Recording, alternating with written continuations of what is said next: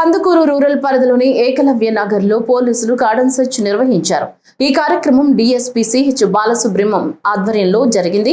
జిల్లా ఎస్పీ హర్షవర్ధన్ రాజు ఆదేశాల మేరకు సిఐ ఎస్కే అన్వర్ బాషతో పాటు 6 మంది ఎస్ఐలు 50 మంది పోలీస్ సిబ్బంది ఈ తనిఖీలో పాల్గొన్నారు. ఈ సందర్భంగా గంజాయి ఇతర అక్రమ కార్యకలాపాలపై ప్రత్యేక దృష్టి సారించి వాహనాల తనిఖీలు చేపట్టారు. సరైన పత్రాలు లేని 41 బైకులు, 1 కారు, 1 ఆటోను పోలీసులు స్వాధీనం చేసుకున్నారు.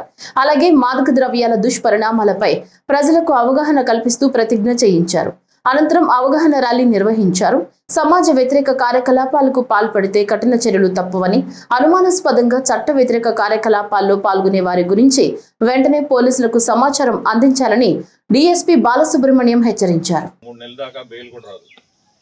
అలాంటి పరిస్థితుల్లో ఎక్కడైనా సరే దాన్ని తాగిన తర్వాత ఏదైనా కానీ కార్యక్రమాలు, అసాంఘిక కార్యక్రమాలు చేయడానికి అవకాశం ఉంటుంది. అంటే మీరు అన్నట్టు ఆ ఏరియాలో గొడవ చేయొచ్చు, లేకపోతే వాడికి ఆ చుట్టుపక్కల గొడవ చేయొచ్చు, లేదా వెళ్ళేటప్పుడు ఆ ఫ్యామిలీస్ని గొడవ చేయొచ్చు.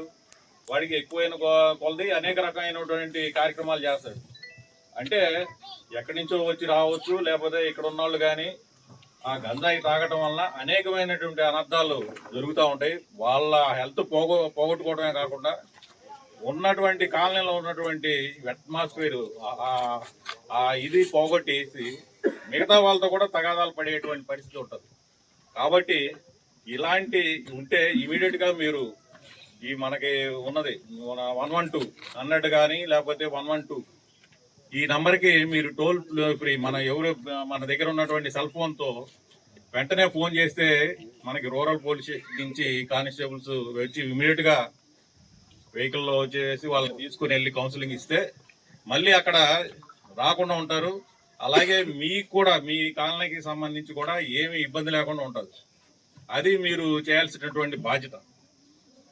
అలాగే మందు తాగటం, అలాగే కొంతమంది గ్యామ్లింగ్ ఆడటం, ఇలాంటివన్నీ కూడా అసాంఘిక కార్యకలాపాలు. ఇవి ఈ కాలనీలో చేసినట్లయితే ఎట్టి పరిస్థితుల్లో ఊరుకునేది లేదు. దాని మీద కఠినమైనటువంటి యాక్షన్ అనేది తీసుకోవడం జరిగింది. కాబట్టి మీరు కూడా మీ బాధ్యత ఏంటంటే ఇక్కడ అలాంటి ఇల్లీగల్ యాక్టివిటీస్ ఏదైనా ఉంటే ఇమీడియట్గా మీరు పోలీసుకి నోటీసులో పెట్టండి, రూరల్ ఎస్ఐ గారికి చెప్పండి. అలాగే మీరు 112కి కాల్ చేసినట్లయితే ఇమీడియట్గా వచ్చి వాళ్ళని పికప్ చేయడం జరిగింది.